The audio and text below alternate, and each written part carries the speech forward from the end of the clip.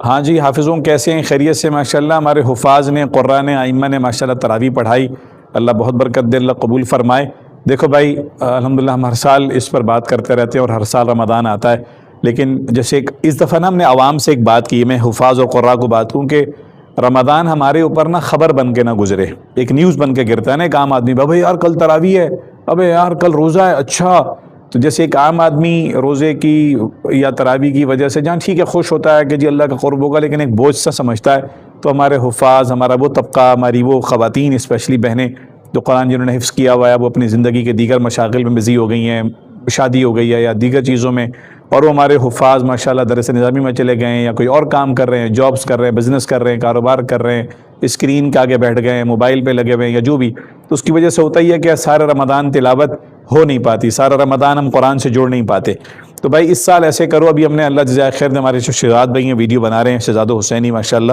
خود بھی حافظ ہیں اور بڑا اچھا قرآن ہے ہمارا سنتے ہیں، تو بھئی ہم نے تو شروع کر دیا روزانہ کم از کم، ڈاکٹر اسحاق عالم صاحب اللہ ان کو جزائے خیر دے، انہوں نے کہا طاہر بھائی کم از کم زیادہ نہیں تو آدھا پارہ روزانہ سنایا کریں، باؤ نہیں، انہوں نے کہا آدھا پارہ روزانہ سنائیں اور کوشش کریں، نیت کریں۔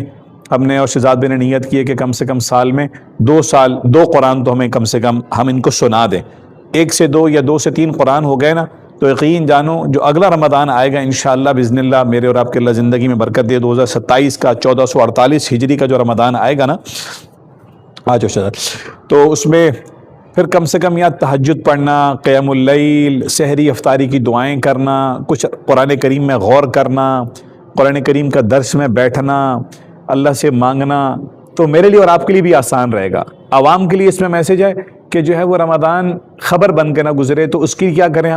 ہم بیچ میں یا روزے رکھنے کی ترتیب بنائیں، اس مطلب کوشش کریں گے کہ جیسے آج 6 شوال آ گئی ہے تو 13، 14، 15 کا ہم روزہ رکھیں، یا کبھی پیر کا رکھیں، کبھی جمعرات کو رکھیں، اللہ کے رسول صلی اللہ علیہ وسلم صحابہ اس کا رکھتے تھے، آگے ذی الحجہ کے روزے شروع ہو جائیں گے، شوال کے روزے چل رہے ہیں، پھر 9، 10 محرم کا روزہ آئے گا،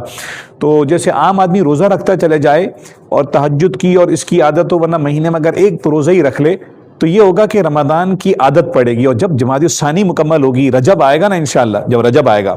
تو یہ ہوگا کہ ہم رمضان کی طرف دوڑیں گے، رمضان کے استقبال کریں گے، شعبان شریف آئے گا، شب برات آئے گی، پھر ہم رمضان کے گلے لگ جائیں گے۔ یہ تو ہے عام آدمی کا سبق،